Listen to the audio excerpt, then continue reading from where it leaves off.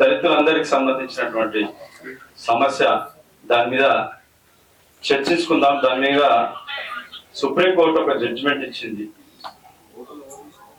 అది ఎంతవరకు వాస్తవము, ఎంతవరకు కాదు అనే దాని మీద అన్ని వర్గాలను కూర్చుంటే ఒకసారి డిస్కస్ చేద్దాం, డిబేట్ చేద్దాం అంటే వారు ఆనరబుల్ ఈ సమావేశానికి అధ్యక్షులు ఇన్వైట్ చేసినందుకు ఇక్కడికి రావడం జరిగింది.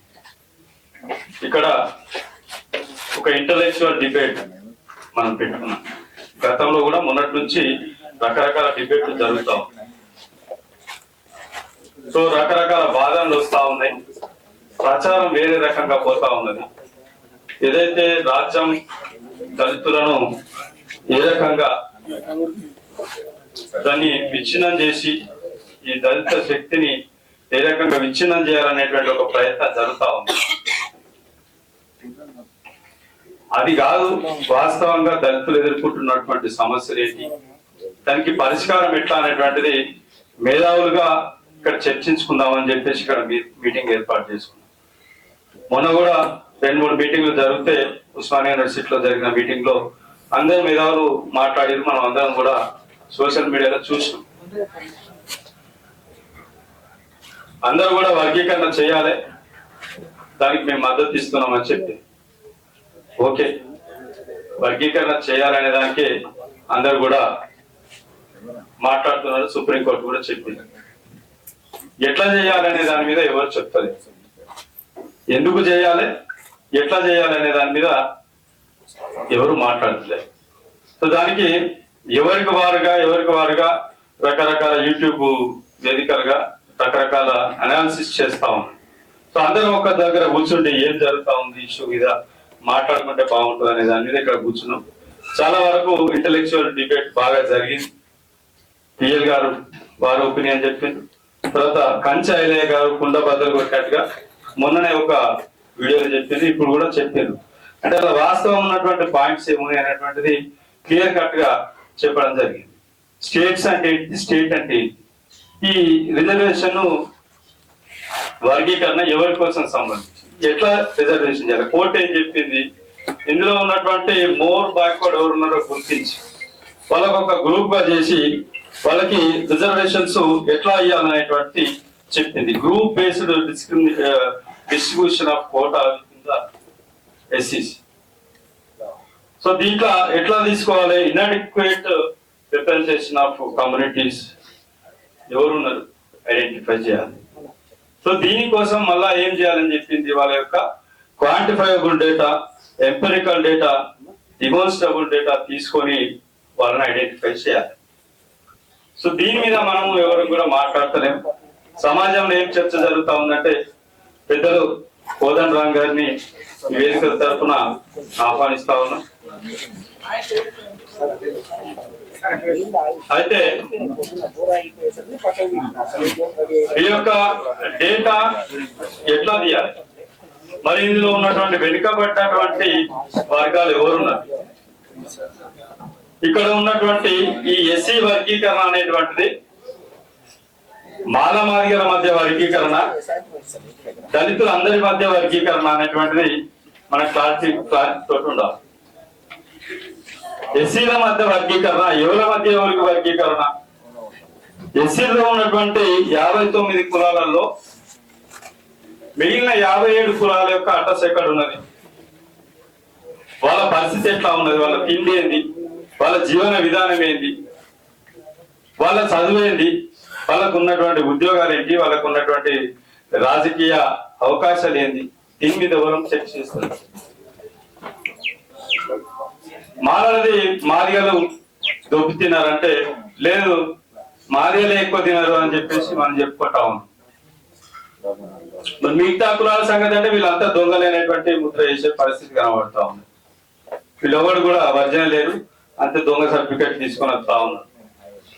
మరి వాళ్ళు అసలు ఎవరు ఇప్పటి వరకు కూడా, మరి కులాలు లేకుండా తీసుకోవాలిద్దామా 57 కులాలు, లేకపోతే ఉంటే వాళ్ళు ఏడున్నారు, వాళ్ళ యొక్క ఏది వాళ్ళ యొక్క ఆంథ్రోపాలజికల్ సర్వేనో లేకపోతే వాళ్ళ అథెంటిక్ రిపోర్ట్ ఎట్లా ఉన్నది అనేటువంటి దాని మీద ఒక గవర్నమెంట్ చేయాల్సిన పని, అది చేయాల్సి ఉంటుంది, చేద్దామా. వాళ్ళు ఎవరు అసలు ఇప్పటి వరకు కూడా మరి వాళ్ళకి సర్టిఫికేట్లు ఎందుకు ఇవ్వలేకపోయింది? వీళ్ళకి ఆర్డీఓ ఎందుకు ఇస్తున్నాడు, ఒకరికి కలెక్టర్ ఎందుకు ఇస్తున్నాడు, ఇంకొకరికి ఎంఆర్ఓ ఎందుకు ఇస్తున్నాడు? ఈ సర్టిఫికేట్ తీసుకునే వాళ్ళు 57 కులాలలో ఉన్నారా, మాలమాదిగలలో కూడా ఉన్నారా? ఈ కులాలలో 57 కులాలలో ఎక్కువ మందికి ఆర్డీఓ సర్టిఫికేట్ కలెక్టర్ అయ్యకపోతే లక్షల మంది మాలమాదిగ సర్టిఫికేట్ తీసుకున్న వాళ్ళు కూడా ఉన్నారు. మరి వాళ్ళ సంగతి ఏం చేద్దాం? ఇదంతా తేలాలంటే ఎంపరికల్ డేటా చేయాలి. ఎట్లా చేయాలా? ఇప్పుడు మొన్న ఒక సర్వే చేసింది గవర్నమెంట్. అసలు వాస్తవానికి ఈ వర్గీకరణ చేయడంలో ఉద్దేశంలో భాగంగా సర్వే జనాభా లెక్కలు తీయాలని అన్నారు. ఇప్పుడేంది ఇంకొక కొత్త మనకు అడ్డంకి ఏంది? రాష్ట్ర ప్రభుత్వం చేసేటువంటి జనాభా లెక్కలు మనకు పనికిరావు, సుప్రీంకోర్టులో నిలబడదు. సో వాళ్ళు సర్వే చేసిండ్రు. మరి నెల రోజులు చేస్తే ఆ డేటాను ఎట్లా ఉపయోగించుకోవాలి? ఇప్పటి దాంట్లోనైనా కొంత జనాభా అనేటువంటిది వస్తాయి కదా. ఇప్పుడు ఐలేష్ సార్ కూడా పొద్దున చెప్పిండు, చాలా వరకు మాలామాదిగ కులాల జనాభా అంటే కొంతవరకు గవర్నమెంట్ దగ్గర రికార్డు ఉన్నది, కానీ మిగతా కులాల రికార్డు లేదు. రికార్డు లేదు కానీ వాళ్ళు లేరా? వాళ్ళు ఉన్నారా? లేకపోతే మొత్తం మంది కూడా ఏమైనా చచ్చిపోయారా? ఏమైనా లేకపోతే 57 కులాలకి ఏమన్నా పెద్ద రోగం లాంటిది ఏమన్నా చచ్చిపోయిరా? వాళ్ళు కూడా ఉన్నారు కదా. మరి వాళ్ళ డేటా ఏమున్నది? అసలు వాళ్ళు ఉంటే వాళ్ళని ఎప్పుడన్నా మనం వాళ్ళని గుర్తించామా? 2011 లెక్కల ప్రకారంగా వాళ్ళు ఏదో డేటా చెప్పిండ్రు పెద్దలు నారాయణ గారు. మా దగ్గర కూడా కొంత డేటా ఉన్నది, మేము కలెక్ట్ చేసినాం. ఇక్కడ దాని మీదనే పనిచేస్తా ఉన్నాం కాబట్టి ఇందులో కూడా చాలా కులానికి ఒక సమస్య ఉన్నది. ఇప్పుడు అది చేయాలంటే వాస్తవానికి మరి మాలామాదిగ కులాల దానికి ఇనిషియేట్ తీసుకొని వాళ్ళ సమస్యలు కూడా పరిష్కారం చేయవలసి వస్తుంది. అది కూడా మనం చర్చించుకోవాల్సి వస్తుంది భవిష్యత్తులో. అయితే 2011 సెన్సస్ తీసుకుంటే మాదిగలు 32,33,642 మంది ఉంటే రాష్ట్ర జనాభా 15,27,000 మంది 143 మంది మాలలు ఉంటే మిగతా సబ్ క్లాస్ అనేటువంటి మోస్ట్ బ్యాక్వర్డ్ షెడ్యూల్డ్ కులాలు ఎవరైతే ఉన్నారో వీళ్ళంతా 6,71,000 మంది ఉన్నారు. మాది మోచి. ఎస్, నేను మాల ఉపకులాలు మాది ఉపకులాలు అని సార్ చెప్పింది ఇంత ముందు. నేను చెప్తా వినండి, జస్ట్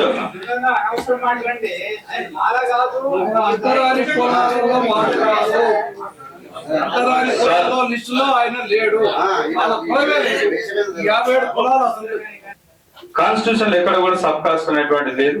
అందులో మాల సబ్ కాస్ట్ అని మాదిగ సబ్ కాస్ట్ అని లేదు. కాకపోతే వాళ్ళకి సంబంధించినటువంటి జీవన విధానంలో కొంతమందికి వాళ్ళు అనుబంధంగా లేకపోతే వాళ్ళతో డిపెండ్ అయ్యి వాళ్ళతో కలిసి ఉండరు. సో మనకు ఏబిసిడి కేటగరైజేషన్ జరిగినప్పుడు బి గ్రూప్ లో ఉన్నటువంటి కులాలు కొన్ని ఉంటే, సి గ్రూప్ లో ఉన్నటువంటి కులాలు కొన్ని ఉన్నాయి.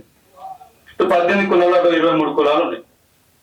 ఇక్కడ మేము ఏమన్నది మాలమాదిగలను మాకు ఏమని చెప్పేసి నేను ఇక్కడ వాదనడానికి రాలేదు. మా బాధ ఏంది, ఈ కులాలకు సంబంధించిన వాటికి కూడా రిప్రజెంటేషన్ ఇవ్వమని చెప్పేసి ఈ మేధావుల ద్వారా ఒక చర్చలో భాగంగా దీన్ని కూడా తీసుకపోతే సామాజిక న్యాయం అనేటువంటి మాట మాట్లాడతాం కదా మనం. ఎక్కడ కూడా సామాజిక న్యాయం మాట్లాడినప్పుడు అన్ని వర్గాలకు ఇవాళ జనాభా సంఖ్యలో కూడా తక్కువ ఉన్నప్పుడు కూడా ఆ తక్కువ ఉన్న కూడా ఏంటి వాళ్ళ రిప్రజెంటేషన్ ఏందనేటువంటిది రావాలి. అదే కదా ఇవాళ సుప్రీంకోర్టు కూడా చెప్పింది. ఇలా మార్జినలైజ్ అయినటువంటి కమ్యూనిటీస్ వాళ్ళ యొక్క బాధలు ఏందో వినాలి. ఫస్ట్ వాళ్ళకు ఉన్నటువంటి అవకాశాలు ఏమున్నాయి, ఇప్పటి వరకు పొందలేని వాళ్ళు ఎవరున్నారు, వాళ్ళని ఐడెంటిఫై చేయండి. వాళ్ళ యొక్క ప్రపోర్షన్ ఏమున్నది, ఎడ్యుకేషన్ లో ఏమున్నది, ఎంప్లాయ్మెంట్ లో ఏమున్నది, ఎంతవరకు ఉన్నారు వాళ్ళు, వాళ్ళకు ఉన్నటువంటి సంక్షేమ పథకాల్లో వాళ్ళకున్న వాటా ఏం దక్కింది, అది కదా మనం మనం బ్రాడ్ గా మనం ఆలోచన చేసుకోవాలి. మాదిగల గురించి మనం మాట్లాడుకుంటా ఉంటే వాళ్ళు కులాలు ఉన్నాయి లేవు అనేటువంటి ఒక చర్చ చేసినప్పుడు ఏ కులాలు ఉన్నా కానీ మనం ఏంది దళితులుగా అందరిగా కలిసి ఉండాలి, వర్గీకరణ అనేటువంటిది కాకుండా దళితులను ఉమ్మడిగా ఇలా రాజ్యాంగాన్ని వాడుకుంటుందని మాట్లాడుతూ ఉన్నాం కదా. మిగతా వాళ్ళందరినీ కూడా మనం ఇందులో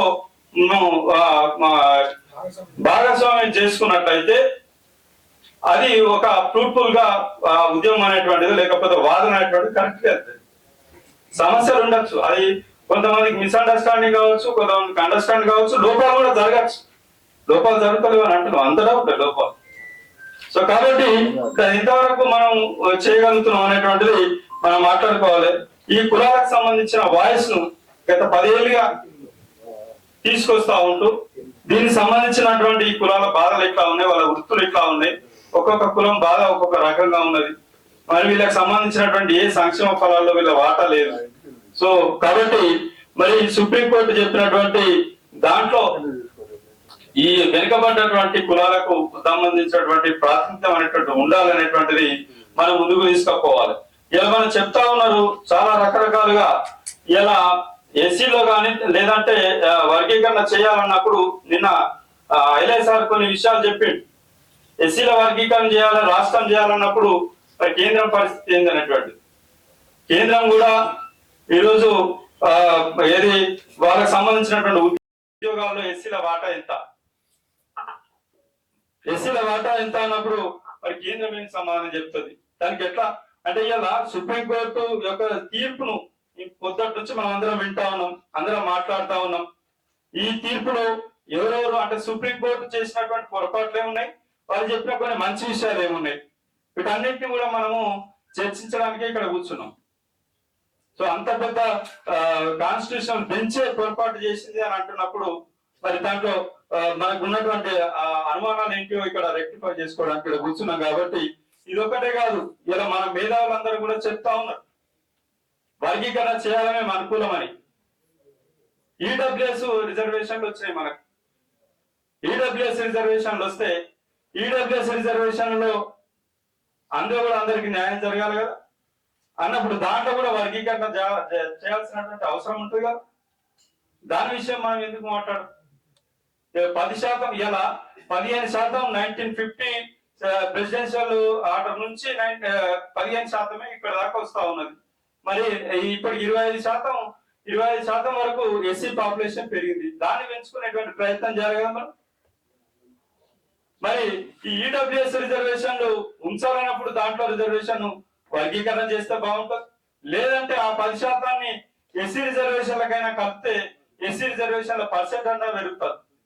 ఎస్సీ రిజర్వేషన్ల పర్సెంటేజ్ పెంచుకోవాలి. తర్వాత ఇందులో ఎవరైతే వెనుకబడి ఉన్నారో, ఇంకా ఎవరైతే చాలా అత్యంత వెనుకబడినటువంటి వర్గాలు ఉన్నారో, తమిళనాడు తరహాలో గాని పంజాబ్ తరహాలో గాని సపరేట్ గా అవసరమైతే దానికి ఒక గ్రూప్ గా చేసి సపరేట్ రిజర్వేషన్లు ఇవ్వాలని చెప్పేసి ఈ సందర్భంగా మీ ద్వారా నేను కోరుతూ, ఇలా అన్ని వర్గాల విషయంలో ఆలోచన చేసి ఏదో ఇలా వాళ్ళొక మీటింగ్ పెట్టారు వీళ్ళొక మీటింగ్ పెట్టారు అన్నట్టు కాదు. నేను ఎవరి తరఫున కాకుండా ఈ మిగిలిన backward communities, most backward scheduled కులాలు ఏవైతున్నాయో వీళ్ళకు ఖచ్చితంగా ఈ రిజర్వేషన్ లో వాటా ఉంటది. ఆ వాటా ఇలా ఇప్పటి వరకు నష్టపోయినటువంటి 70 ఏళ్ళుగా నష్టపోయినటువంటి కులాలకు ప్రత్యేక ప్రాతినిధ్యం అనేటువంటి కంపల్సరీ ఉండవలసిందే. వీళ్ళకి సంబంధించినటువంటి సంక్షేమ ఫలాల కోసం ఇలా కార్పొరేషన్లు ఏర్పాటు చేయవలసిందే. సపరేట్ గా ఇలా ఎస్సీ ఎస్టీ సప్లా నిధులు అవుతున్నాయో ఇప్పటి వరకు పొందలేనటువంటి కులాలకు అందియవలసిందే. దానికి మీరు పెద్దన పాత్రగా ఉండాలి. ఇలా మాలలు గాని మాదిగలు గాని ఆ దిశగా మన పోరాటం ఉండాలని చెప్పేసి నేను కోరుతూ అవకాశం ఇచ్చినటువంటి మీ అందరికీ ధన్యవాదాలు.